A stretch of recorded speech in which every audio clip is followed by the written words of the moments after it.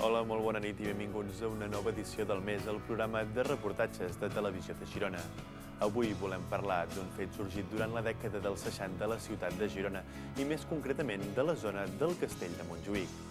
Emigrants d'arreu de l'Estat van arribar a la ciutat amb una maleta plena d'il·lusions i moltes ganes de treballar. De feina sí que n'hi havia per a tothom, però també moltes dificultats. La onada d'emigrants va provocar que aviat faltessin vivendes per a tothom i algunes d'aquestes persones van trobar la solució entre les parets derruïdes del Castell de Montjuïc. De la mà i la veu d'algunes d'aquelles persones coneixerem com vivia aquesta gent treballadora que un dia va haver de marxar de la seva terra en busca d'un futur millor.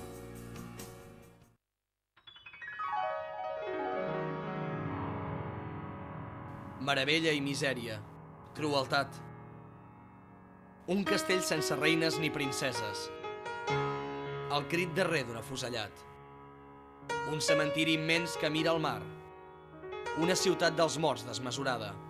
Un poble de barraques oblidat. Un vell camí que no sap on va. Uns amants clandestins en la foscor. L'hort sense fruits d'un anarquista bo. Un canó endormiscat. Una sirena. Un vaixell que se'n va.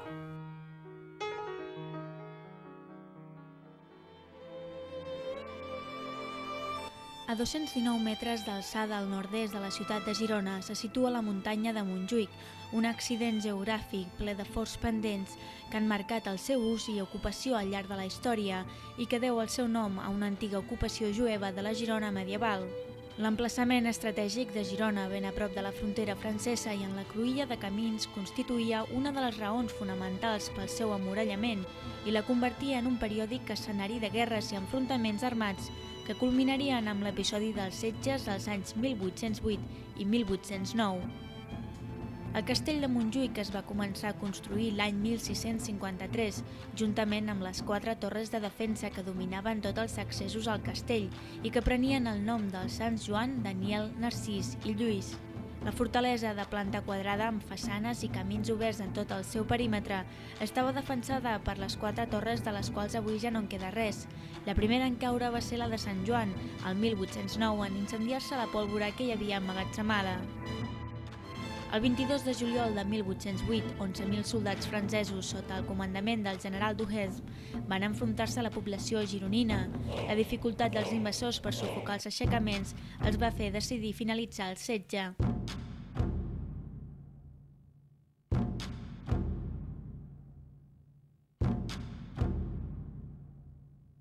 Però 7 mesos més tard les tropes franceses tornarien a atacar Girona amb la determinació de conquerir-la. Ara es trobaven amb unes defenses reforçades, un fort contingent de soldats i amb el comandament del general Álvarez de Castro de caràcter dur i intransigent. Van ser 7 mesos terribles en què el bloqueig de les comunicacions amb l'exterior va traduir-se en fam i epidèmies que, juntament amb el bombardeig continuat, van ocasionar un índex de mortalitat esfereïdors. El dia 8 de juliol de 1809, el comandament napoleònic va emprendre l'atac contra el castell. Després de sotmetre'l a l'artilleria, 2.400 soldats van assaltar la fortalesa. Els defensors, malgrat l'estat ruïnós d'una part dels murs, aconseguirien rebutjar els assaltants. Malgrat aquesta victòria, els francesos continuaren els seus atacs causant moltes baixes i el comandament del castell aviat s'hagués rendit si el general Álvarez de Castro no els hagués fet veure la importància del castell en la defensa de la ciutat. Amb tot, els constants atacs dels invasors van determinar l'abandonament del fort després d'inutilitzar-ne l'artilleria i la pólvora. El 10 de desembre de 1809, el gran setge de Girona finalitzava quan Julián de Bolívar signava la capitulació amb el comandament francès. L'any 1811, el castell de Montjuïc seria ocupat pels francesos, que l'abandonarien un any més tard. El mariscal Suchet ordenaria la voladura de les 3 torres antigues i la construcció d'una nova que portaria el seu nom. Suchet es mantindria en peus fins al 1843, quan el general Prim la fa caure ordenant un bombardeig. El castell de Montjuïc es convertia així en un lloc ruïnós i sense servei, totalment abandonat. Ja entrat al segle XX, l'Ajuntament de Girona decideix comprar part de la muntanya i construir-hi una escola. Eren principis de la dècada dels 30. No seria fins l'any 1957 que la zona del castell de Montjuïc s'ompliria de barraques per acollir població immigrada provinent d'altres indrets de l'Estat, majoritàriament d'Extremadura, Andalusia i Castella i Lleó. Tota aquesta gent immigrada arribava a la terra promesa amb l'esperança de trobar una feina i tirar endavant una família, però les dificultats hi eren a tot arreu. L'onada d'immigració havia fet que no hi haguessin pisos per tothom i dels que hi havia no tothom podia permetre's pagar-se'n un. D'aquí va néixer el barraquisme.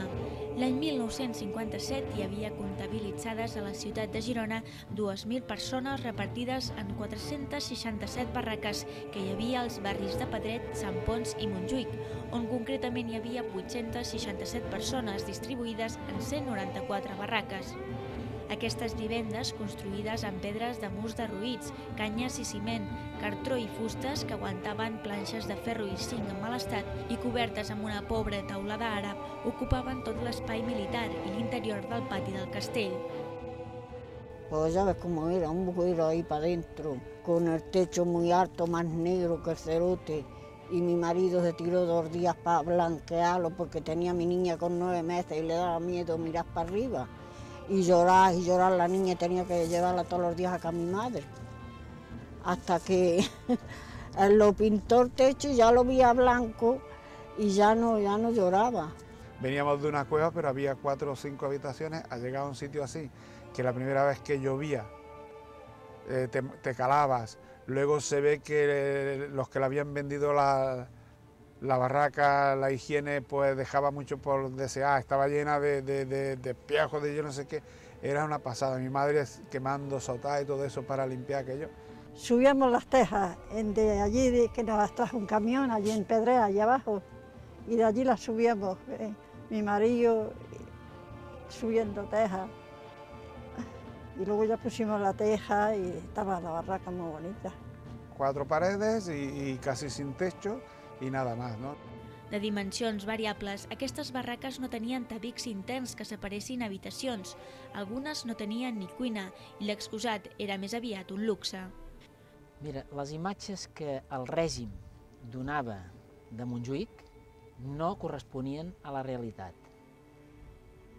Encara ara, després de 35 anys que la gent ja no viuen aquí, encara en molts llocs, i allà on vivim nosaltres, es pot veure que les cases per dintre estaven encalades, estaven blanquejades amb cal, netíssimes. La majoria de gent no només tenien la casa neta, és evident que hi havia unes mancances materials molt importants, però la netedat era, jo diria quasi un vici de la gent aquí. En el règim no li interessava que un lloc on hi havia gent treballadora, honrada i lluitadora, doncs tingués una determinada ressonància a la ciutat.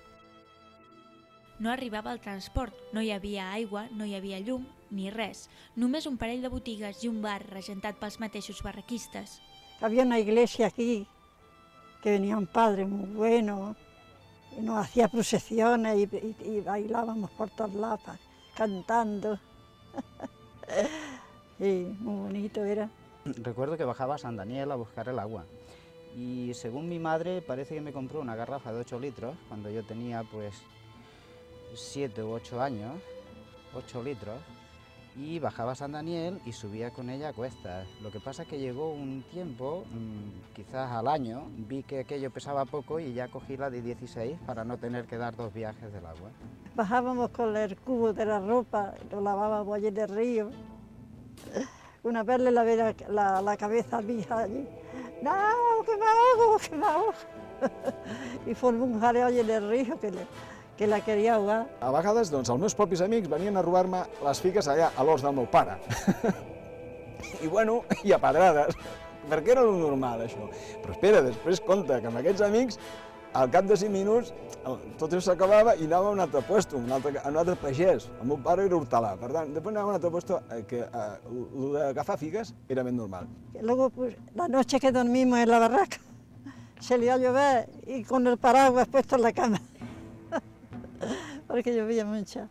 Per la mainada era una alegria, per la mainada ho trobàvem molt bé, perquè a més era fer el camí d'aquí cap a baix, doncs no ens representava cap esforç. Vull dir, era sortir una mica de l'àmbit on estàvem habituats i anar-nos a trobar amb els mestres, que per sort hi van haver-hi alguns dels quals vull dir, val la pena mantenir la memòria, com en Josep Maria Ministral, que en pau descansi, que realment per tota la mainada va deixar un record inesborrable.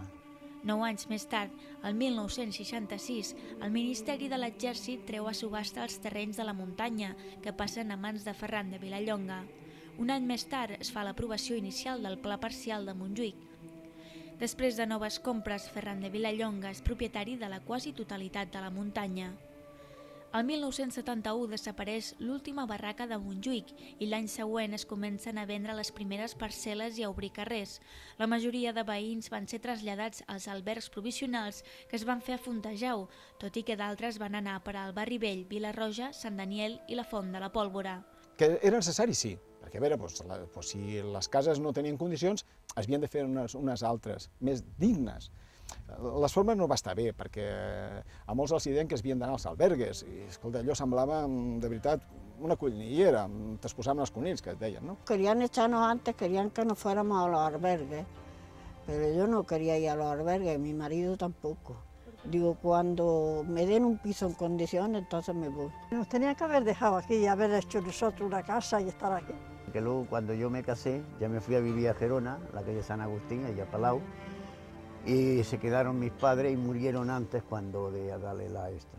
Cuando murieron mis padres ya estaban dando los pisos y sí, ellos estaban apuntados, pero es lo que decía mi paisana, que ellos querían irse a los albergues y mis padres no quisieron, porque ya eran viejos, ya eran muy mayores y se quedaron aquí. Lo mismo que están haciendo ahora, tantísima casa por todos lados, pues que no hubieran dejado i ja no l'havíem arreglat. El tema no està en que ara sigui una zona de luxe, el problema està en que en aquells moments, desgraciadament, les administracions varen permetre una situació que el règim d'aquells moments mirava d'obviar, de silenciar, d'ignorar completament. El castell de Montjuïc l'obtindria l'Ajuntament l'any 1984. Durant les dues darreres dècades, la muntanya de Montjuïc ha patit una transformació espectacular. Les cases que s'hi han anat construint estan a les antípodes d'aquelles barraques, considerada una de les zones més luxoses de la ciutat. Aquestes cases conviuen amb les runes d'un castell que durant prop d'una dècada i mitja van acollir una gent que, tot i la precarietat i les condicions nules de salubritat, recorden aquella etapa amb orgull i tendresa. Muy buena gente que había. No te quitaban nada. Yo tenía un corral con gallinas, conejos, de todo. Y la llave que tenía era una cuerda atada en la puerta y nunca nos quitaron nada. Fenomenal, ojalá que ahora estuviéramos allí. Primero que nuestros padres nos repasaban cuando íbamos a Gerona. Cuidado que no se haga nada, cuidado que no tocáis nada, que esto. Cada vez que había un problema o algo intentábamos pues solucionarlo entre todos.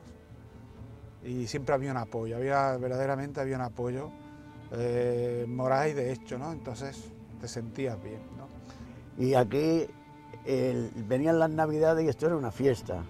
La mujer que hacía buñuelos, pues le daba todo, la que hacía esto, le daba todo. Esto era una fiesta. Se ponía alguien malo, se llegaba la taza cardo. Yo me acuerdo cuando murieron mis padres de aquí, lo llevaron en hombro hasta la iglesia San Félix, con eso le digo todo. Pues yo lo recuerdo con mucho cariño.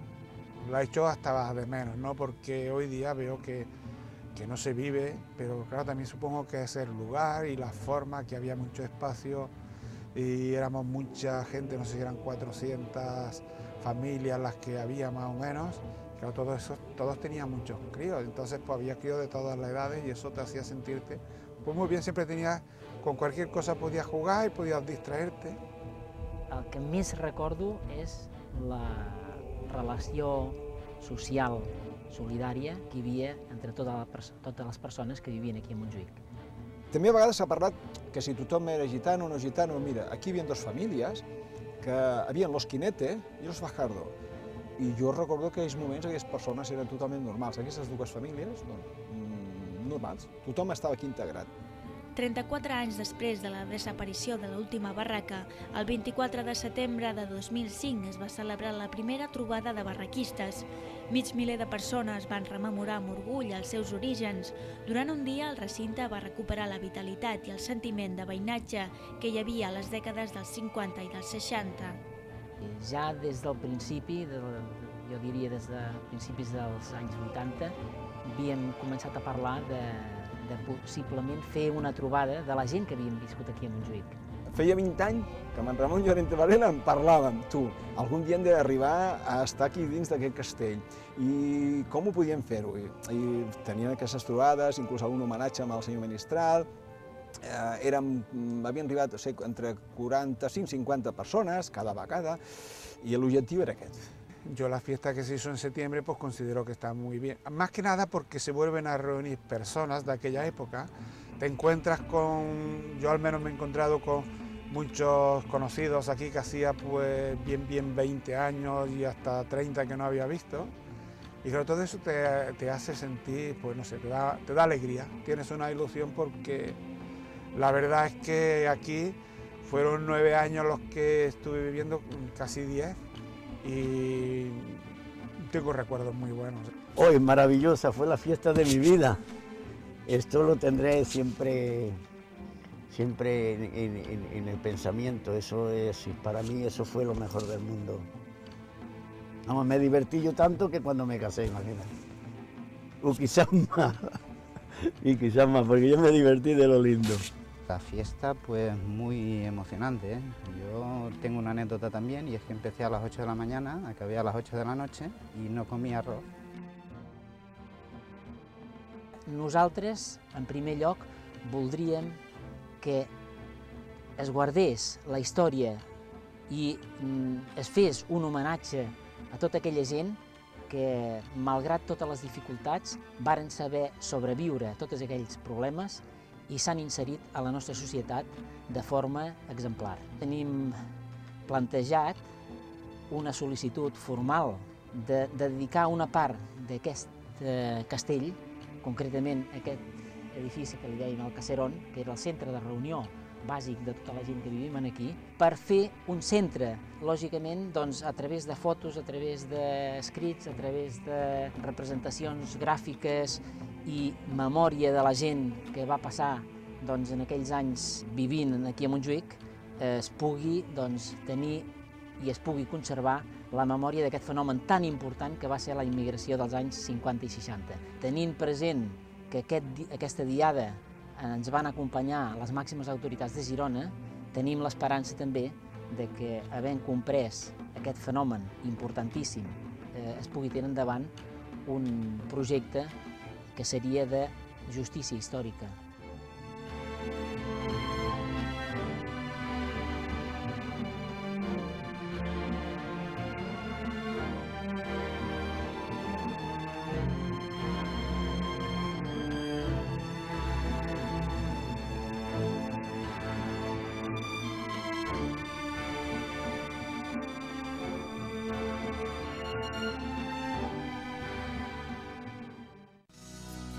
De tota aquella època només en queden els records i les parets d'un castell abandonat, uns records que de ben segur tota aquella gent portarà al cor per sempre.